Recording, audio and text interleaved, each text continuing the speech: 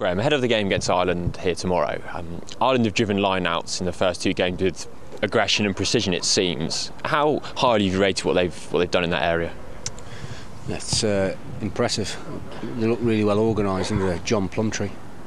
But you know, you've got enough guys in there from Leinster and Munster anyway, and having worked with them, you know, the driving maul is a big focal point for them as well. So no, they did it really well, particularly against Wales and Scotland, and it's a threat we've just got to deal with. You know, they bring multiple threats across the game, and we've looked at it a lot this week. 4 of their 5 tries, I think, so far have come directly from a driving maul. So what do you need to do to stop it? What can you do? Stop it. We need a good challenge in the air, and then it's about doing things quickly and doing things as one. I'm not going to give away all our trade secrets, but requires a lot of urgency from all our forwards.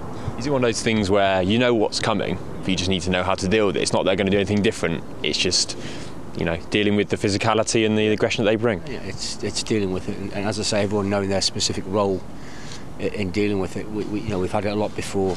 We had South Africa use it a lot, particularly in outfield, short lineouts on the halfway of the 10-yard line. They use the driving maul a lot, quite effectively, so we've dealt with it before. But no, it's received a lot of attention this week in our training. Is it coming back into the game? You've mentioned before that you want the driving line out to be part of England's game. Are you pleased with it in the autumn and the first 2 Six Nations games? With our maul, yeah, it's going the right way. I was disappointed we had a try disallowed against the All Blacks, but we scored a few minutes after from the scrum where Joe Launchby scored, and we drove well in France against a big pack. Scotland, we probably didn't get the reward for our dominance there, particularly in their goal line 5 minutes out from their try line. I think we visited it 7 times and we didn't score once, although Luther scored his first try off the back of them all. But it's something that I want us to be good at, and as I've said before, you want to have every tool available in the armoury. I'm sure we'll be pleased to hear that Stuart said the game's going to be won up front tomorrow. No it's pressure. Good with the forwards to hear. Cheers, boss. Do you think England got a psychological edge in physicality over Ireland after the last 2 games, when you probably bettered them physically in Ireland last year, and obviously what happened here 2 years ago? I mean, that was a real battle last year, and it always is against the Irish. No, we have to be, every game, particularly Six Nations games, you've got old rivalries, old enemies. You've got to be on the money, physicality-wise. Abrasive. I want our guys to be abrasive, not take a backward step.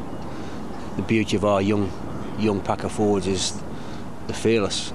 You've got a lot of guys coming from Ireland with a lot of experience, but I back our youngsters against them. Talking about experience, you know Paul O'Connor well from the last 2 Lions tours. What does he bring in terms of physicality and abrasiveness to that Ireland team? He's an outstanding player. I really enjoyed working with him in the summer. He's a big loss for us after he hurt himself in the first test. Paul, he has an aura about him that the other players pick up on very quickly. The most impressive thing about Paul is he's never happy, never content. He's always wanting to learn and better himself. There's a real hunger for the game. He'll be out at training and he'll stay behind and ask lads, how do you do that tackle? Show me that move. He's got a real hunger to keep learning, and you know, he's achieved everything there is in the game. Is that what you want to see from Joe Launchby, something like that? That's what we're about him. That's who he should aim to be in future years. Definitely.